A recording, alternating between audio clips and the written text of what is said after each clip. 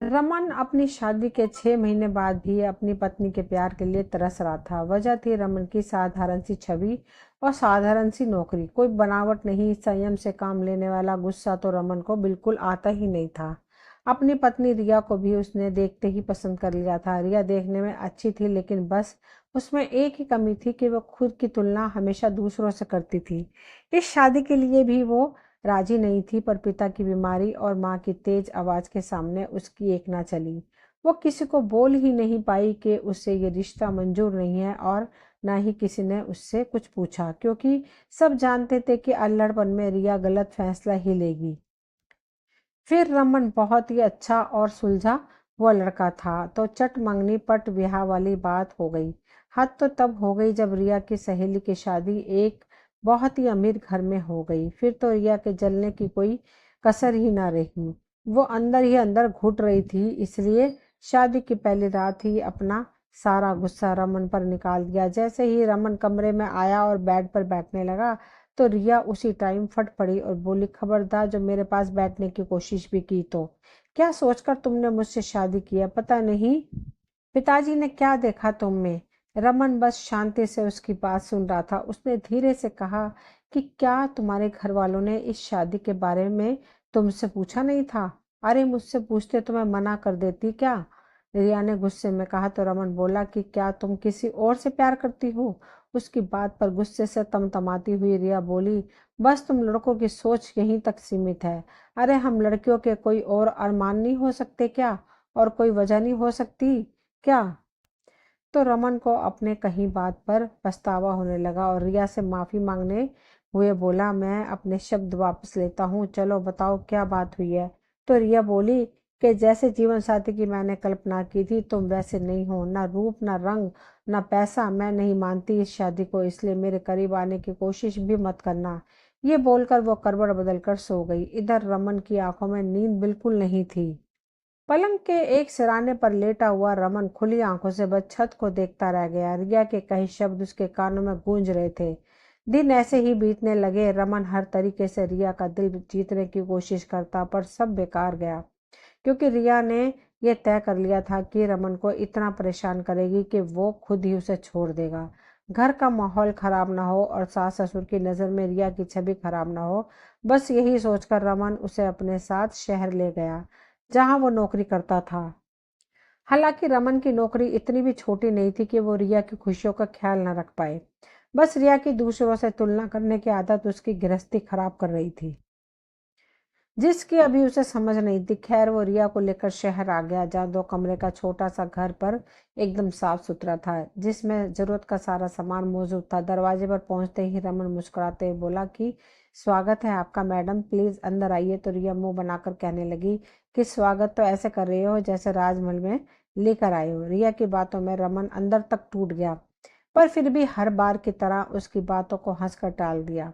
अगले दिन सुबह रिया आराम से सो रही थी, तो रमन बोला, अरे उठो रिया, मुझे लेट हो जाएगा, जल्दी नाश्ता बना दो। रमन का इतना कहना हुआ कि रिया उस पर भड़कते हुए बोली कि मुझसे कोई उम्मीद मत रखना, समझे? बड़े आए मुझसे नाश्ता बनवाने वाले, मैं नहीं बनाने वाली कोई नाश्ता वास्ता। ये बोलकर वो करवट लेकर सो गई।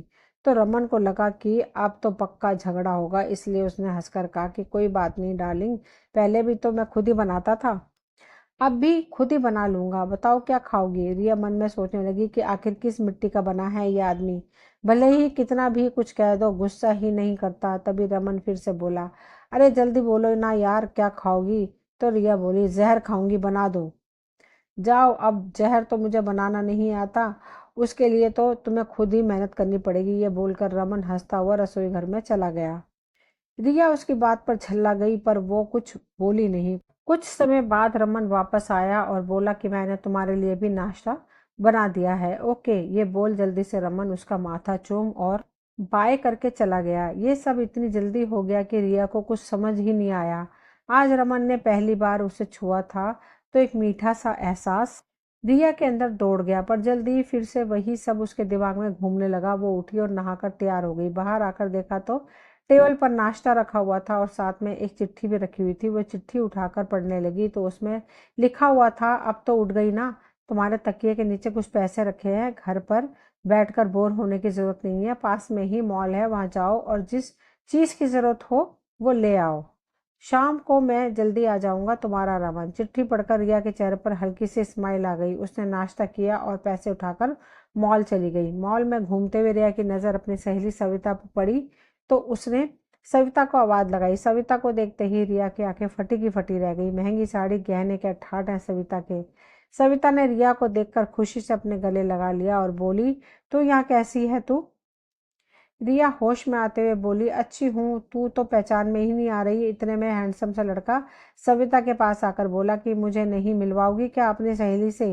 रिया, ये मेरे पति हैं, सविता ने कहा। तो अब तो रिया के जलने की कोई सीमा ही नहीं रही थी। सविता का पति बिल्कुल वैसा था जिसकी कल्पना कभी रिया ने की थी। बस अब तो उसे रमन पर और भी गुस्सा आने लगा था। ऊपर से सविता के पति का सविता के लिए बेहिसाब का प्यार आग में घी डालने का काम कर रहा था। वो रिया के सामने ही उसको ज्वेलर्स की दुकान पर ले गया और सविता के मना करने के बावजूद भी उसके गले में सोने की चेन पहना दी।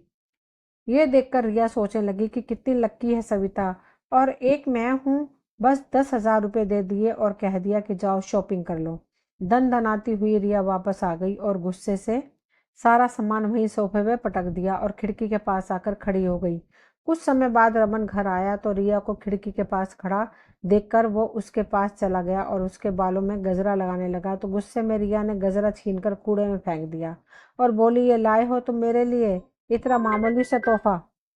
खैर, मैं क्यों शिकायत कर रही हूँ तुमसे, जबकि मुझे पता है कि इससे ज्यादा देने की औकात नहीं है तुम्हारी। उसका एक एक लफ्ज रमन का सीना छलनी कर रहा था। फिर भी रिया के हाथ अपने हाथों में लेकर बोला, अरे क्या हुआ रिया, क्यों हर समय तुम मेरे साथ ऐसा व्यवहार करती हो? मैं तुमसे बहुत प्यार करता हूँ। वो सब कुछ लेकर आऊंगा मैं तुम्हारे लिए, जो तुम्हें चाहिए। दिन रात मेहनत करूंगा, तुम्हारा हर सपना पूरा करूंगा। बस मुझे अपने दिल में थोड़ी सी जगह दे दो। ये बोलकर रमन ने रिया को अपने सीने से लगा लिया। तभी रमन को पीछे ढकेलते हुए रिया ने कहा कि नहीं चाहिए मुझे तुमसे कुछ भी। दम घुटता है मेरा इस घर में, इस रिश्ते में। आजाद होना चाहती हूँ मैं। तलाक चाहिए मुझे। बोलो, दे सकोगे? उसकी बातों से रमन की आंखों में आंसू आ गए। उसका दिल पूरी तरह से टूट गया था। उसने कहा कि ठीक है, अगर तुम्हारी यही इच्छा है तो यही सही। बस मुझे थोड़ा सा समय दे दो, जल्दी ही मैं तलाक के पेपर तैयार करवाता हूँ। ये बोलकर रमन घर से बाहर निकल गया और रिया वही बैठकर रोने लगी। दिन बीत रहे थे। रमन अब रिया से बहुत कम बातें करने लगा था, बस उतना ही बोलता जितना जरूरत होती थी, और ना ही कभी रिया कोशिश करती उससे बातें करने की। बस सुबह जल्दी उठकर नाश्ता बना देती, रमन भी चुपचाप खा लेता और ऑफिस चला जाता। बस यही रूटीन हो गया था उसका। एक दिन रिया किसी काम से बाहर गई, तभी उसने देखा कि उसकी सहेली सविता का पति किसी रेस्टोरेंट में बैठकर किसी दूसरी लड़की के साथ चाय पी रहा था और दोनों बहुत ही करीब थे। ये देख रिया को तो विश्वास ही नहीं हुआ कि ये रिया का पति है, और वो भी किसी दूसरी लड़की के साथ। उसका दिमाग काम करना बंद कर दिया। वो उल्टे पैर वापस घर आ गई। रात को नमन आया तो उसने देखा कि रिया खोई खोई सी है। बिस्तर पर भी वो बार बार करवटें बदल रही थी। तो रमन से रहा नहीं गया। वो पूछ बैठा कि क्या बात है, कोई परेशानी है क्या? तो रिया ने कहा कि नहीं, कोई बात नहीं है। ये बोलकर वो करवट बदलकर सो गई। ये पहली बार था जो रिया ने रमन की बात का सीधा सा जवाब दिया था। अगली सुबह रमन के ऑफिस जाने के बाद रिया सोचने लगी कि एक बार सविता से बात करके उसे इस बारे में बता दिया जाए तो ठीक रहेगा। उसके पास सविता के घर का पता था तो वो उसके घर के लिए निकल गई। उसके घर पहुंचकर जैसे ही वो गेट खोलने लगी तो अंदर से आ रही आवाजों ने उसे वहीं रोक दिया। उसने गेट से अंदर झांक कर देखा तो सविता अपने पति पर चिल्ला रही थी कि आपका किसी और लड़की के साथ संबंध है? शर्म नहीं आई आपको ऐसी घटिया हरकत करते हुए? सविता का इतना कहना हुआ कि उसके पति ने एक जोरदार चाटा उसे गाल पर जड़ दिया और बोला, औकात में रह, अपनी समझी? अरे थी तू क्या? मेरे से शादी करने के बाद तेरी पहचान बनी है। ये महंगे कपड़े, ये जेवर, ये शान शौकत, कभी सोचा था सपने में भी नहीं। ना यहाँ रहना है तो सब बर्दाश्त करना पड़ेगा। ये सब देखकर बाहर खड़ी रिया को लग रहा था कि ये चाटा किसी ने उसके मुंह पर मारा है, उसकी सोच पर मारा है। इतने में उसकी सहेली सविता ने एक जोरदार चाटा अपने पति के गाल पर जड़ दिया और सारे गहने फेंकते हुए बोली, ये रखो अपने गहने अपने पास, मुझे नहीं चाहिए तुम्हारा कुछ भी। मुझे एक प्यार करने वाला पति चाहिए, दिखावा करने वाला नहीं, जो बिना बोले मेरे सारी बात समझ जाए। ऐसा जीवन साथी चाहिए मुझे। उसके साथ तो मैं झोपड़ी में भी रह लूंगी, समझे?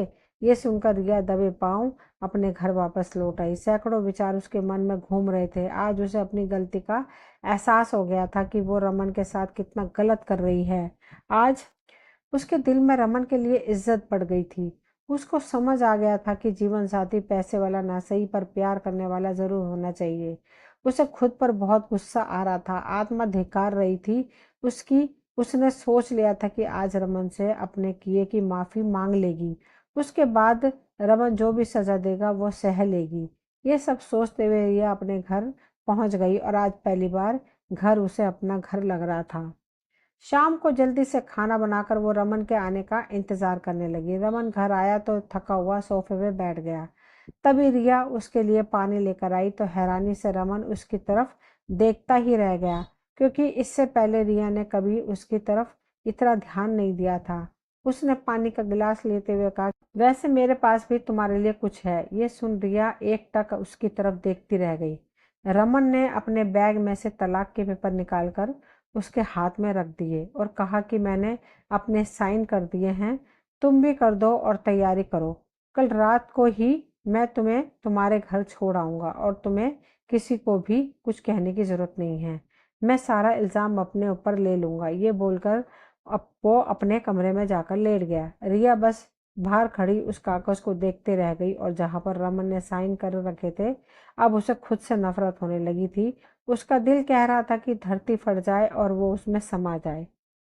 अगली सुबह रिया के उठने से पहले ही रमन ऑफिस चला गया। रिया उठते ही देखती है कि नाश्ता टेबल पर रखा है और साथ में एक चिट्ठी भी।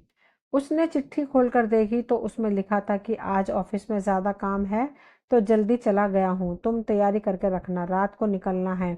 ये पढ़ते ही रिया के कब से रुके हुए आंसू बाहर बह निकले और रोते रोते खुद से ही बोली कि कम से कम एक बार माफी मांगने का मौका तो देते। पूरा दिन रोती रही, खाना भी नहीं खाया। रात होते ही थके कदमों से रमन वापस घर आया। उसकी भी रो रो कर आंखें लाल हो गई थी। अंदर आया तो रिया पहले से ही सोफे पर बैठी हुई थी। उसका चेहरा मुरझाया हुआ था। रमन उसकी तरफ बिना देखे ही बोला, सारा सामान रख लिया ना, कहीं कुछ रह तो नहीं गया है। कहकर रमन जैसे ही अंदर जाने लगा तो रिया ने पीछे से उसका हाथ पकड़ लिया।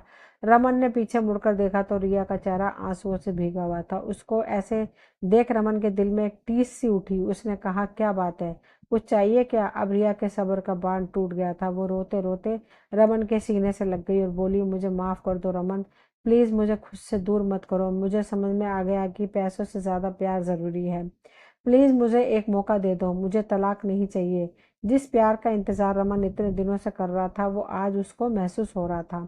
उसकी आंखों से भी आंसू बह निकले। उसने कसकर रिया को अपने सीने से लगा लिया और रोते हुए बोला कि फिर से छोड़कर जाने की बात तो नहीं करोगे ना, वरना इस बार मैं मर ही जाऊंगा। तभी रिया उसके मुंह पर हाथ रखते हुए बोली, खबरदार जो दोबारा तुमने ऐसी बात की। तो रमन मुस्कुराकर उसकी तरफ देखने लगा। आज सही मायने में रमन के प्यार, सब्र और त्याग की जीत हुई थी। दोस्तों, दुनिया पैसे के पीछे भागती है, लेकिन जहां तक हो सके तो ये बात भी सही है कि पैसा ही जिंदगी में सब कुछ नहीं होता। इंसान के दिल में प्यार और सम्मान होना भी बहुत जरूरी है। दोस्तों, ये कहानी यहीं तक थी। मुझे उम्मीद है आप सभी को ये कहानी पसंद आई होगी। अगर कहानी पसंद आई हो तो प्लीज़ चैनल को सब्सक्राइब करें, वीडियो को लाइक शेयर करें। मिलती हूँ अगली वीडियो में, तब तक के लिए थैंक यू।